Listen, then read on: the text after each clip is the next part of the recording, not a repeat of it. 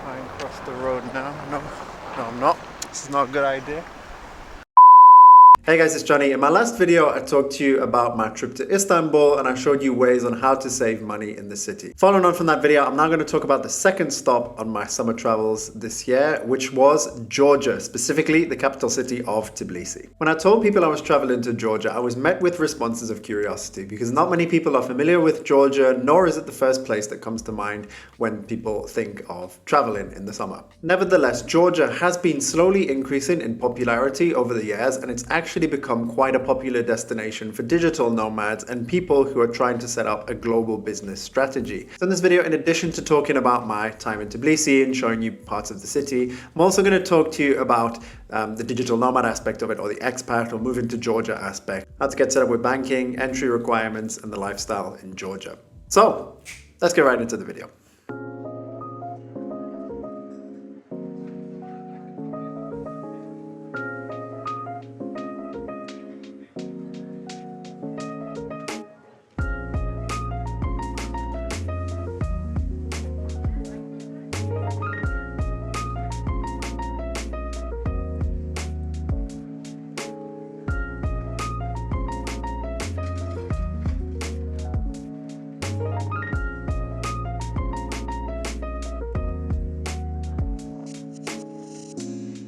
Now, for those of you that are not familiar with Georgia as a country, it is in Eastern Europe, right kind of on the limit of Europe and Asia in the Black Sea region, and it shares a border with Turkey, Armenia, Azerbaijan, and Russia to the north. Tbilisi is the capital city of Georgia, and the entire country is quite small in terms of population, only about 3.7 million people living in Georgia. The currency in Georgia is the Georgian lari. I'll put some exchange rates on the screen for you now so you get an idea of what it's worth. More on that later in the video.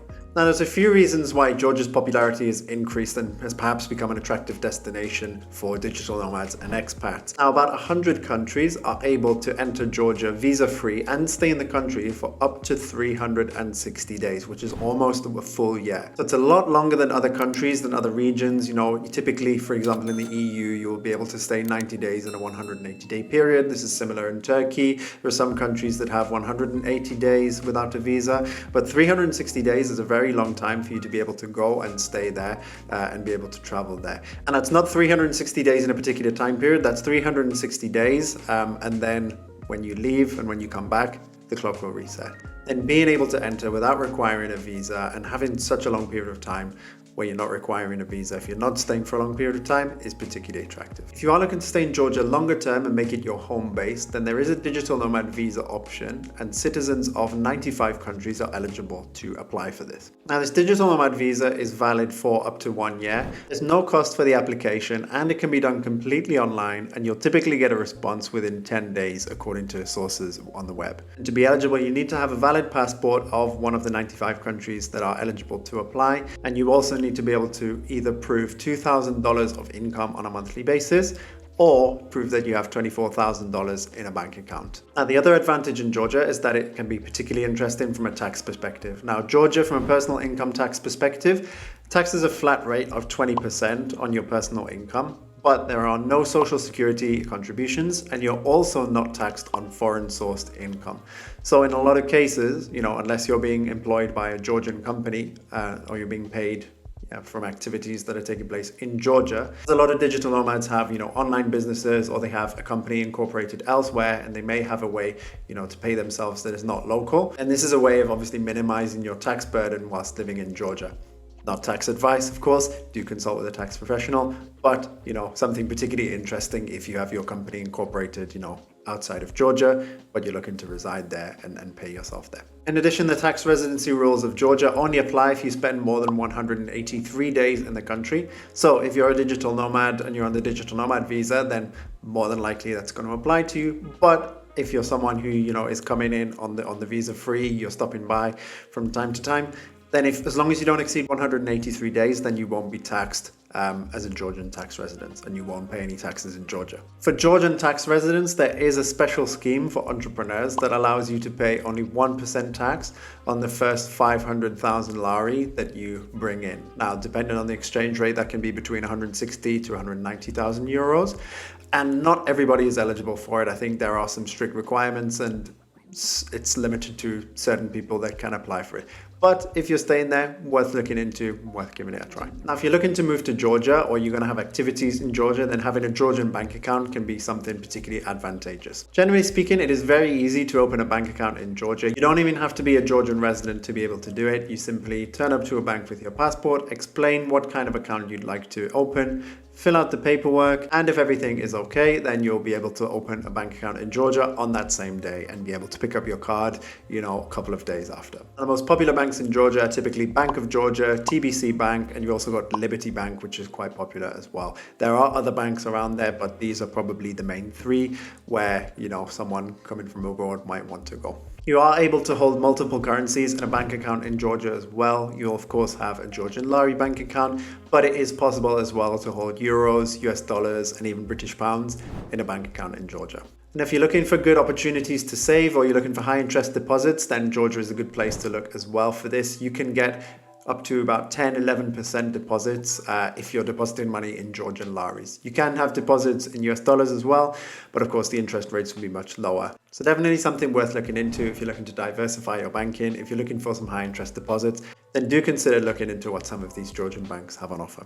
Another banking option you can look at if you don't want to go through the process of opening a bank account in Georgia is using a multi-currency account such as Wise, which I use for all of my travel needs. With Wise, I'm able to hold money in multiple different currencies, I'm able to make cross-border transactions, and by choosing the right cash points whilst in Georgia, such as this Bank of Georgia cash point you see on the screen, I was able to withdraw Georgian laris from my account without any commissions. As I always say, Wise is a great travel companion and it's something that allows me to get competitive exchange rates when exchanging my money when I'm going to somewhere where the currency is different from euros. So if you're interested in learning more or signing up to Wise, I will leave my link in the video description for you. Now, when it comes to the cost of living in Georgia, of course, the cost is significantly lower than in Western Europe or in the US, for example. I'll put average rental prices on the screen that are on Numbeo, but it's worth keeping in mind that rent prices in Tbilisi, at least, can vary greatly depending on how old the building is that you're looking at, if the apartment is new, if it's been renovated, if it's a new construction, and also, of course, the size and what district of the city it's in. Cost of transportation and getting around is cheap as well. Fuel, much cheaper than in Western Europe. Again, I'll put the prices on the screen.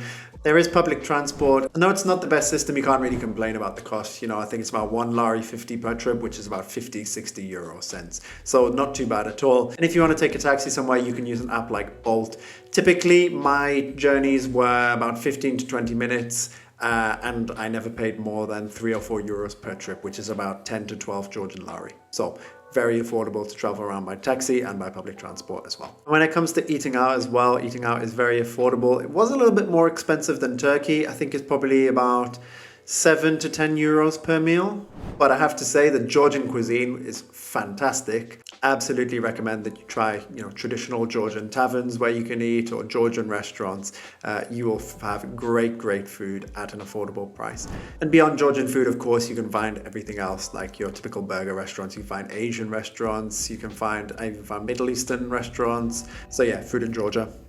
Very good. Now, from a general lifestyle perspective in Georgia, the country actually has a lot to offer. So Tbilisi, the capital city, what I found is that it was a very historical city, a lot of historical architecture, a lot of history around a lot of the buildings and monuments that are in the city. You've also got green space such as parks and a botanical garden in the city as well. And there's also a nice river that runs through the city as well. So I'm in the botanical garden now. Super quiet, super relaxing. I would go as far to say this is more like a forest than a botanical garden, with all the trees, with all the plants that there is. Big waterfall as well. But yeah, this is really nice. Walking, takes a little bit of energy, but it's a very nice setting. It's relaxing. It's calming, so it's all good. And of course, in the center of Tbilisi, there's a lot of office buildings. There's actually new office buildings I saw being built as well. So the center is becoming quite a contrast of modern buildings and olden buildings, which is quite interesting as well. I'm on Rustaveli Street. It's one of the main streets here in Tbilisi. The main street, I'll say. It's really hot as well. It's like 30 degrees, but the humidity is like 53%. So you can see me, I'm sweating, I'm soaking, so uncomfortable. But, I'm enjoying my day. I'm enjoying all the sights. Look, you can see There's loads of nice places to view the city as well. You can see over there, there's a nice view of the city. Seeing all the buildings, a lot of old buildings, a lot of new buildings as well. So yeah, really cool. But Georgia is not limited to just Tbilisi. You also have cities like Kutaisi, which is also a very historical city. One of the oldest continually inhabited cities in the world. Also got some very nice architecture as well. Georgia also has a lot to offer in terms of nature and wine fields. Hiking is very popular.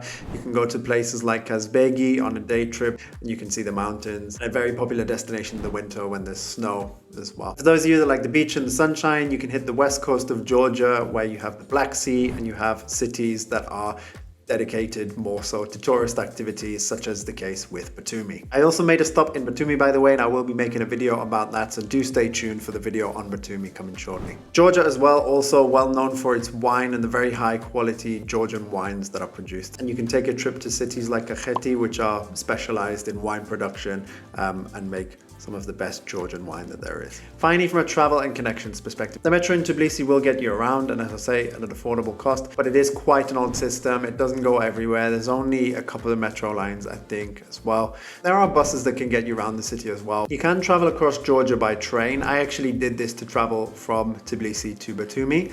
However, it is a very, very long journey and the trains are not high speed compared to, for example, what you have in Spain or in France, where you have very high-speed trains. The trip between Tbilisi and Batumi took about 5 hours. One of the positive sides of that, though, was getting to see a lot of beautiful Georgian countryside and nature as part of the trip as well. The train, however, wasn't actually very expensive. I traveled in first class and I think I only paid about 29 euros for that trip.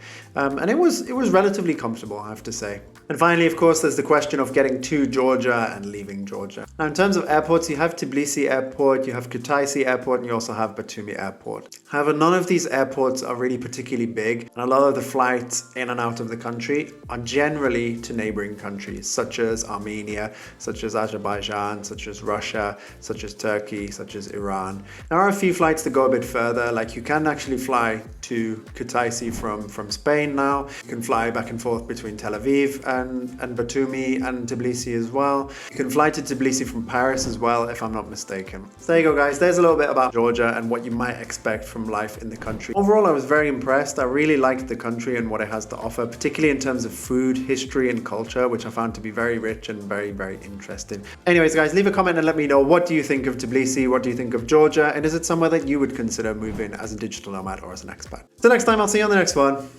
and let's get this money.